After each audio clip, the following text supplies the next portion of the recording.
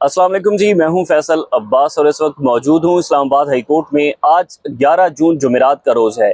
एक तो Islamabad high court में आज इमरान खान साहब के केस से मुतलिक एक अहम तरीन पेशरफ्त हुई है और फिर उसके बाद शाहराए दस्तूर के ऊपर मौजूद जितने भी चीफ जस्टिस साहिबान हैं उन चीफ जस्टिस साहिबान का आज एक इकट्ठ है, इजलास है और जजेस ने सर पकड़ लिए हैं। इससे मुतलिक भी कुछ अहम तरीन तफसीलात हैं और फिर उसके बाद वज़ीर-ए-आज़म शहबाज शरीफ को असम्बलियाँ तोड़ने का मशवरा किसने दिया और क्यों दिया और क्या सूरत हाल इस वक्त चल रही है, ये तमाम तर तफसीलात जो है वो इस वीडियो के अंदर मैं आपके सामने रखूँगा।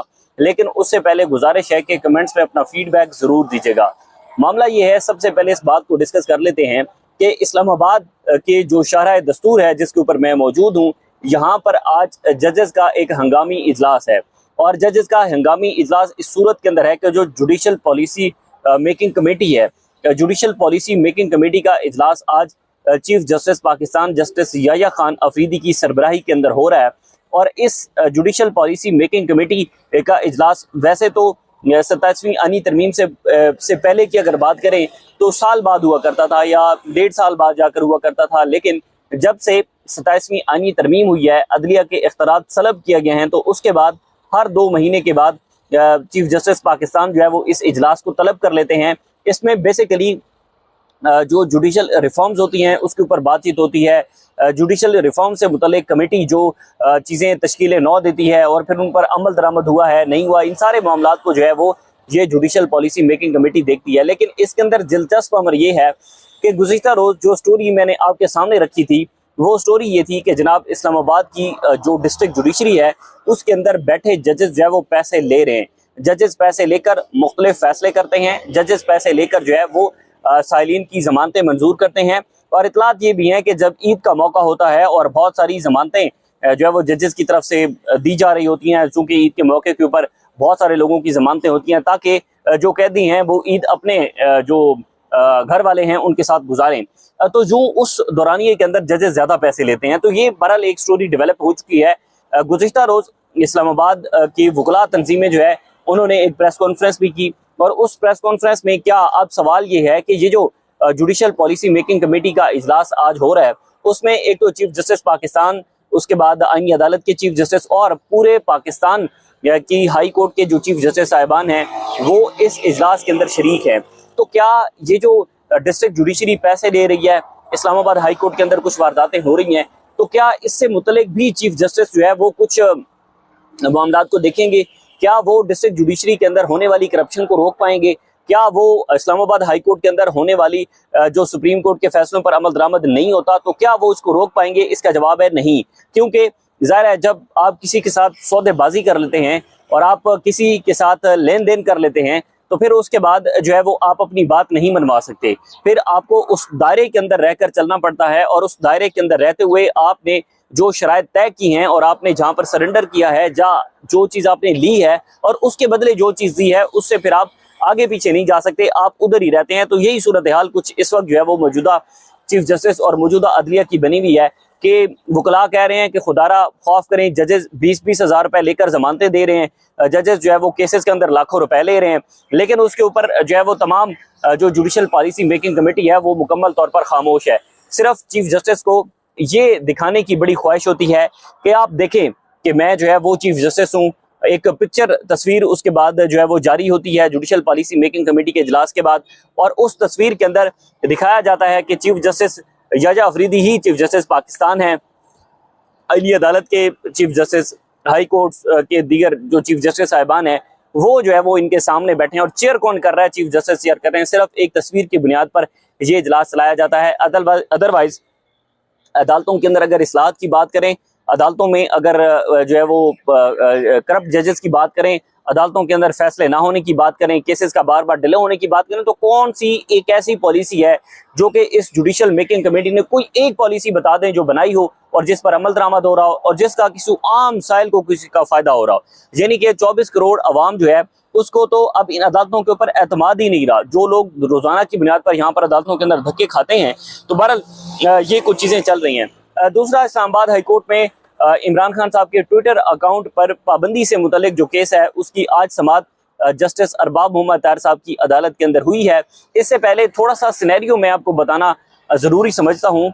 आपने समझना होगा कि जस्टिस अरबाब मोहम्मद ताहिर या हाई कोर्ट हो या हाई कोर्ट के दीगर जजेस साहिबान हो, किस तरीके से अब केसेस को लेकर चलते हैं।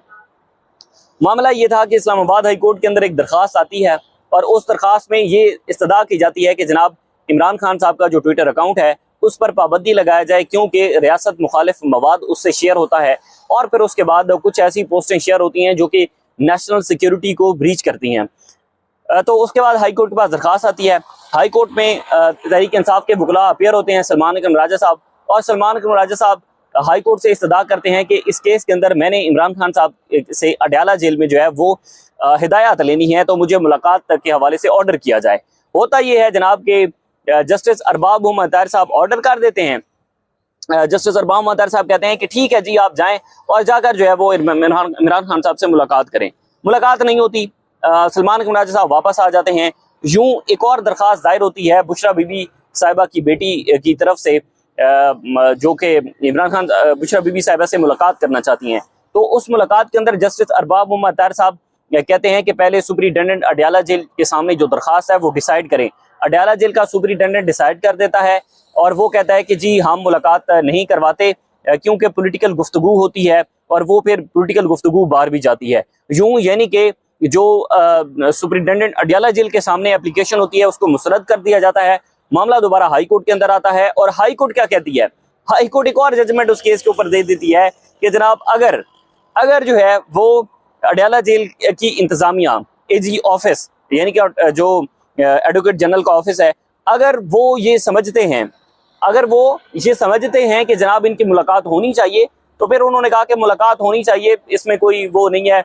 सियासी गुफ्तगू के हवाले से अगर पाबंदी भी लग जाए तो जस्टिस अरबाब मोहम्मद ताहिर साहब ने बुशरा बीबी साहिबा के बेटी साहिबा के मुतलिक जो केस था उससे मुतलिक ये फैसला दिया कि जी अगर मुलाकात जो है वो according to the rules Adiala jail की इंतजामिया समझती है तो वो मुलाकात करवा दे, अगर समझती है तो ना करवाए। ये फैसला था टोटल। बहरहाल यानी कि बाल वही सलीमुल्लाह से कलीमुल्लाह की तरफ आ गई कि पहले हाई कोर्ट ने कहा कि सुपरिटेंडेंट अडयाला जेल फैसला करे, उन्होंने कहा जी हमने डिसमिस कर दिया। हाई कोर्ट ने दोबारा कह दिया कि जी फैसला है, ये जजमेंट है और आप दोबारा फैसला करें, दरखास्त निपटा दी। ये टोटल सूरत हाल है। आज इमरान खान साहब के ट्विटर अकाउंट से मुतलिक केस में भी जो है वो कुछ ऐसी सूरत हाल चल रही है। आज जब इस केस की समाअत का आगाज हुआ तो सबसे पहले जो है वो इसमें अदालत ने एक तो पाकिस्तान तहरीक इंसाफ को दोबारा नोटिस जारी कर दिए हैं। उसके बाद जो है वो उन्होंने पूछा जस्टिस अरबाब मोहम्मद ताहिर साहब ने कि जनाब जेल से कौन आया है, तो उन्होंने कहा जनाब के जेल से कुछ अमला आया हुआ था। जस्टिस अरबाब मोहम्मद ताहिर साहब ने कहा कि एडवोकेट जनरल एजी साहब से भी कहें कि हमारा फैसला पढ़ लें। फैसला क्या था? फैसला यही था कि जी अगर तो अडयाला जेल की इंतजामिया समझती है तो वो मुलाकात रूल्स के मुताबिक करवा दे, अगर उसमें हर्डल क्रिएट करती है तो फिर वो मामला दोबारा खुद ही देखे। उसके बाद अदालत ने कहा कि अगर वो मुलाकातों का गलत इस्तेमाल करते हैं तो फिर क्या करना है, ये भी फैसले में बताया है। उसके बाद NCCIA के जो लॉ अफसर हैं उनको अदालत के अंदर तलब कर लिया गया और फिर उसके बाद जो है वो जो PTA के वकील हैं, PTA के पाकिस्तान टेलीकम्युनिकेशन अथॉरिटी के, उन्होंने कहा जनाब कि हम आइंदा समाअत के लिए सवालात फ्रेम करेंगे और उनके जवाब देने होंगे। यूँ अदालत ने इस केस की समाअत जो है वो 10 सितंबर तक मुलतवी कर दी है। ये कोई मुहिब वतन शहरी हैं जिनको ख्याल आया कि जनाब इमरान खान के ट्विटर अकाउंट से जो पोस्टें होती हैं वो रियासत मुखालिफ हैं। वैसे आपको आइडिया है कि जब इमरान खान साहब के साथ मुलाकातें आज से 4.5 माह और 5 माह पहले मुलाकातें हो रही थी, अब तो गैर एलानिया तौर पर मुलाकातों के ऊपर पाबंदी है। तो बहरहाल उस वक्त जो है वो इमरान खान साहब के ट्विटर अकाउंट से पोस्टें आती थी और जो है वो वहाँ पर जो है वो मुख्तलिफ चीज़ें जो है वो इमरान खान साहब जो अस्करी क़यादत है उसके ऊपर भी तनकीद करते थे। देखा जाए, देखें पहले आज़ाद कश्मीर की बात कर लेते हैं। आज़ाद कश्मीर के लोगों के मुतालबात बिल्कुल जायज़ थे, अवामी एक्शन कमेटी के मुतालबात बिल्कुल जायज़ थे। मैं आपको ना एक और बात अर्ज़ करता हूँ। मैं अक्सर ये कहता हूँ कि जब हमने माजी में गलतियाँ की, जब हम जबरी गुमशुदगियों को जस्टिफाई किया करते थे, बलोच लापता अफराद के लिए आवाज़ उठाने वालों को हम गद्दार करार दिया करते थे, तो ज़ाहिर है वो ज़माने जाहिलियत था, गलत थे, हमने उस पर कई बार माफ़ी मांगी। ये बड़ा हमारे यहाँ ना एक पुराना स्क्रिप्ट है कि जो अपने हक़ की बात करे ना उसको भारतीय एजेंट करार दे दो, उसको राक एजेंट करार दे दो, उसको गद्दार करार दे दो, उसको मुल्क दुश्मन करार दे दो। पाकिस्तान में ये चीज़ें अब पुरानी हो गई हैं। अब ये नौजवान नस्ल जो है ना वो इन चीज़ों के ऊपर बेवकूफ़ नहीं बनती। अब पाकिस्तान की कौम, पाकिस्तान के लोगों की आंखों का इमरान खान ने ऑपरेशन कर दिया है। अब लोगों को सब पता है, अब लोगों को वो सारी चीज़ें नज़र आ रही हैं जो पहले नज़र नहीं आती थी।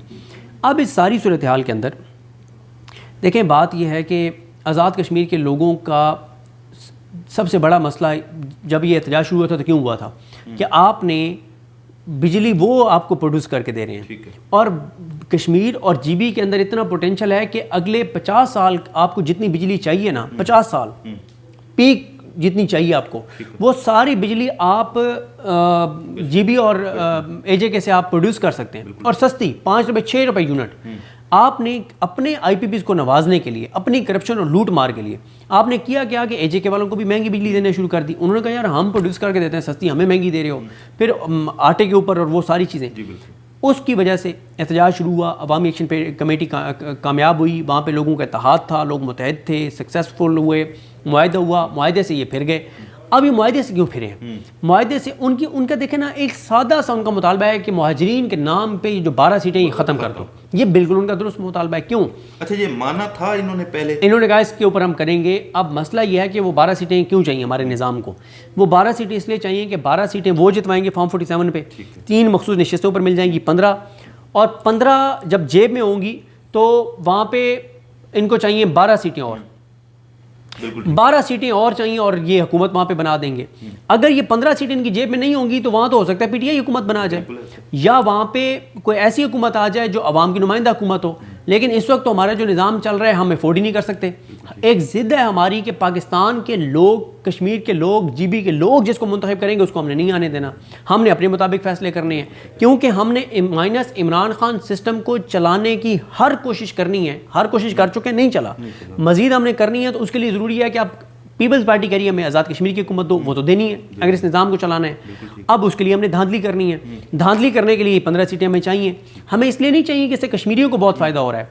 अब आप मुझे बताएं, अगर आपने मुहाजिरीन के नाम पे यहाँ सीटें रखी हुई हैं तो फिर केपी के पश्तून जो हैं वो लाखों की तादाद में वहाँ पे हैं कराची के अंदर, फिर आप कराची में केपी की सीटें रखें। बिल्कुल ऐसा। पंजाब के लोग जो है वो मेहनत मजदूरी करने जाते हैं बलूचिस्तान में, केपी में और सिंध में। पंजाब के तो शायद ज़्यादा लोग हैं मेहनत मजदूरी करने वाले। ठीक है, तो नहीं, केपी के भी लाखों लोग हैं।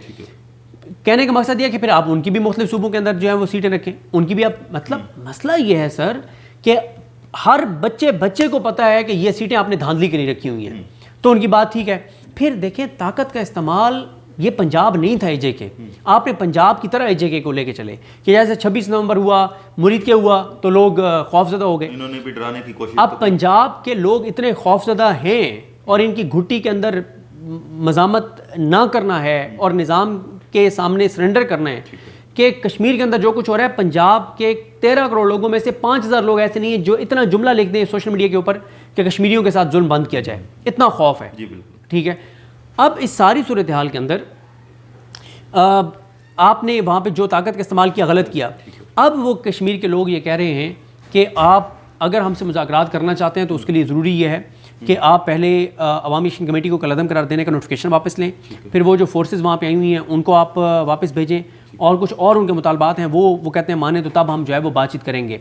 और अब इस सारी सूरत हाल के अंदर सूरत हाल वहाँ पे बहुत ही ज़्यादा गंभीर है, बहुत ही ज़्यादा संगीन है, बहुत ही ज़्यादा तशवीशनाक है। फिर वो ये कह रहे हैं कि जो डेड बॉडीज़ हैं वो हमारे हवाले की जाएँ, जो हमारे शुहदा हैं उनकी। बहरहाल चीज़ें कश्मीर के अंदर मुज़ाकरात कामयाब होंगे। देखें कश्मीरी अगर जिस तरह से खड़े हुए हैं, खड़े रहे तो मुज़ाकरात कामयाब होंगे। सरेंडर करना पड़ेगा आपकी हुकूमत को, इनके पास इसके अलावा ऑप्शन कोई नहीं है। और अगर इन्होंने दबा लिया उनको और गिरा लिया और जो ताकत का इस्तेमाल है उसके ज़रिए उनको डिस्पर्स कर दिया, फिर मुज़ाकरात कामयाब नहीं होंगे। दो सवाल यहाँ पे एक और भी पैदा होते हैं। एक तो सिद्दीक भाई, पीटीआई की क़यादत कश्मीर के हवाले से क्यों चुप है? बैरिस्टर सलमान साहब जो हैं, सलमान अकरम राजा साहब हैं, गौहर साहब हैं, किसी ने एक ट्वीट तक नहीं किया, कोई प्रेस कॉन्फ्रेंस नहीं है। दूसरा ये बता दें, इलेक्शन भी है, पीपी का अगर ये हाल है तो फिर पीपी कैसे जीतेगी? देखें, जो आपने बात की ना तहरीक इंसाफ की, तहरीक इंसाफ का सोशल मीडिया इस वक्त 100 नहीं 110% कर रहा है, एजेके के साथ खड़ा है, खड़ा ही वो है ना। अच्छा, और इस वक्त कश्मीर के इशू को सोशल मीडिया पे अगर ज़िंदा रखा है और उसको इस जगह पे लाया तो पीटीआई का सोशल मीडिया लाया है। पीटीआई की यहाँ जो क़यादत है उनका मसला ये है कि एक तो उनका वो इस वक्त ना एक महदूद सी चीज़ें कर रहे हैं, क्योंकि पस पर्दा वो इंगेज हैं इस्टेब्लिशमेंट के साथ। वो उन्होंने प्रेस कॉन्फ्रेंस इसलिए नहीं की, और तहरीक तहफ़्फ़ुज़ पाकिस्तान ने भी AJK पे प्रेस कॉन्फ्रेंस नहीं की। तहरीक तहफ़्फ़ुज़ पाकिस्तान, मेरी अपनी ये असेसमेंट है, और तहरीक इंसाफ ये समझते हैं कि अगर वो AJK के मामले में प्रेस कॉन्फ्रेंस करेंगे, सख्त करेंगे, तो उनकी वो जो पस पर्दा इस्टेब्लिशमेंट के साथ बातचीत है ना, वो ना ख़राब हो जाए। हालांकि PTI का वोटर सपोर्टर, उसकी हमदर्दियाँ AJK के साथ हैं। ओवरसीज़ पाकिस्तानी 99% वो प्रो PTI हैं, वो AJK के साथ हैं। अच्छा, फिर AJK के अपने जो ओवरसीज़ हैं वो उनके साथ हैं। अच्छा, पंजाब में लोग उनके लिए दुआएं तो कर रहे हैं, दिल में हमदर्दियाँ तो हैं, लेकिन पंजाब के 13 करोड़ लोगों में से 5000 लोगों की भी ये जुर्रत नहीं है कि वो इतना लिख दें कि कश्मीरियों के साथ जुल्म जो है वो बंद किया जाए। तो अब PTI की जो बाहर लीडरशिप है, एक तो उनकी सियासी समझबूझ का भी मसला है, उनको ये सेंस नहीं है कि क्या हमें करना चाहिए, क्या नहीं करना चाहिए। दूसरा, मैंने आपको बता दिया है कि उनको ये है कि AJK के ऊपर हम अगर वो बात करेंगे जो करनी चाहिए, तो हमारी पस पर्दा बातचीत ना खराब हो। बातचीत तो चलो ठीक है, मान लेते हैं, चल रही है, मिल क्या रहा है अभी तक? अभी तक कोई चीज तो एक इशारा नजर आता, कोई केस लग गया होता, कोई इमरान खान साहब से मुलाकात हो जाती, इमरान खान साहब को शिफ्ट कर दिया जाता, कोई बात ही नजर नहीं आ रही, कुछ भी नहीं मिला। कब नजर आएगा? कुछ भी नहीं मिला और मिलता हुआ नजर भी नहीं आ रहा। लेकिन बहरहाल वो ये समझते हैं कि हमें चंद हफ्ते दें, 4-5 हफ्ते, ठीक है, 4-5 हफ्ते देख लें। मेरा तो यही ख्याल है कि ट्रक की बत्ती है। अब ये कहा जा रहा है कि मंगल से पहले या मंगल को इमरान खान साहब की बहनों से इमरान खान साहब की मुलाकात करवा दी जाएगी, तो देख लेते हैं इस पर क्या होता है। और तहरीक तहफ़्फ़ुज़ पाकिस्तान की जो इंगेजमेंट है, तहरीक इंसाफ की जो इंगेजमेंट है, उनका ये ख्याल है कि बजट के बाद चीज़ें बेहतर होने शुरू हो जाएंगी। लगता नहीं है, लेकिन चलिए हम देख लेते हैं। और बाकी जहाँ तक बात है, बाकी सूरत हाल हुकूमत की भी कोई ठीक नहीं है, किसी महाज के ऊपर वो डिलीवर नहीं कर पा रहे, और इसीलिए सोहेल वड़ाई साहब ने लिखा है कि जी का जाना ठहर गया, सुबह गया या शाम गया।